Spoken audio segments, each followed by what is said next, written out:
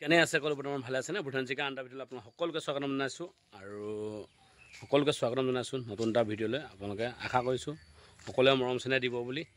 আৰু দেখিছেনে আৰু আমাৰ ইয়াৰ নামঘৰ গেটৰ ওচৰৰ পৰাই ব্লগটো ষ্টাৰ্ট কৰিছোঁ আৰু এইফালে কমলা ষ্টেচনলৈ বেছি কম নহয়। দেখিছেনে এয়া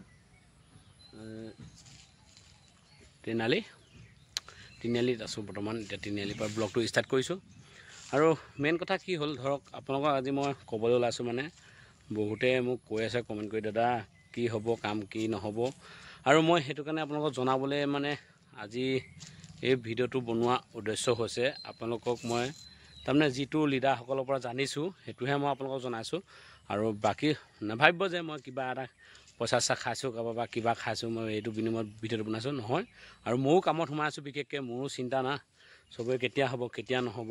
কামটো হ'লে ভাল হ'ল, মোৰো নিজৰো আশা আছে না, চবৰে আশা এটা, চবৰে আশাটো পূৰণ হওক বুলি আশা কৰিছোঁ।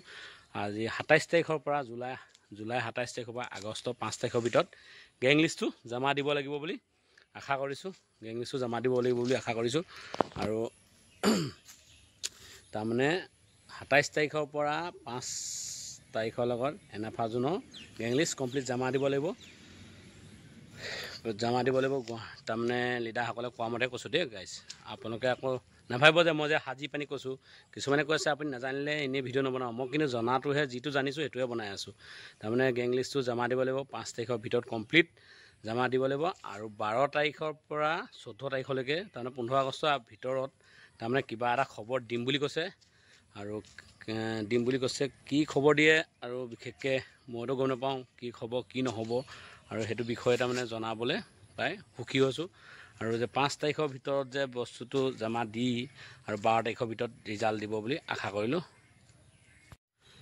ইমানে কৈ ভিডিঅ'টো সামৰণি মাৰিছোঁ। যদি চাই ভাল পালে লাইক এটা কৰিব, যিমান পাৰে সিমান শ্বেয়াৰ কৰিবলৈ নাপাহৰিব। আৰু ভিডিঅ'টোৰ জৰিয়তে আপোনালোকক জনাবলৈ পাই সুখী হ'লোঁ, মই নিজেও সুখী হ'লোঁ, আপোনালোকক সুখী দিম বুলি ভাবিলোঁ। আৰু কৈ পানি ধৰক বহুতে নহ'লে ফোন কৰি সুধি আছে, দাদা কামটো কেতিয়া হ'ব কেতিয়া নহ'ব, ফাইনেলি দিব নিদিয়ে। যদি 12 আগষ্টত যদি খবৰটো নিদিয়ে, আৰু তাৰমানে 12 আগষ্টত যদি নিদিয়ে খবৰটো, আৰু আশা কৰি লাভো নাই।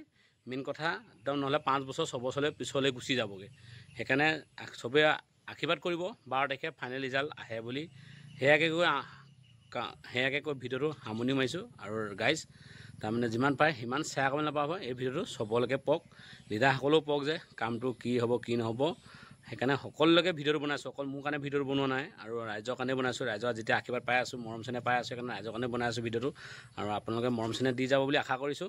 সিমান তাৰমানে ধৰক এনেকুৱা যদি 12 তাৰিখে ৰিজাল্টটো নোলায়, তেতিয়া আপুনি কামটো একদম 5-6 বছৰলৈ পিছলৈ গুচি যাওক। 5-6 বছৰ পিছলৈ গুচি যাওঁ মানে আমাৰ তাৰমানে বয়স আধাতে গুচি যাব, বুঢ়া হৈ যাবগৈ, আমি কাম কৰিব নোৱাৰোঁ গাইজ। আপোনালোকে পিছত নেক্সট চাম আহিব লাগিব। আৰু সেইকাৰণে ভিডিঅ'টো ইমান দেৰি সামৰণি মাৰিছোঁ। নেক্সট যেতিয়া চাই ভাল পাব লাইক এটা কৰিব, যিমান পাৰে শ্বেয়াৰ কৰিব নাপাহৰিব। নেক্সট ভিডিঅ' পুনৰ লগ পাইছোঁ। জয় অসম।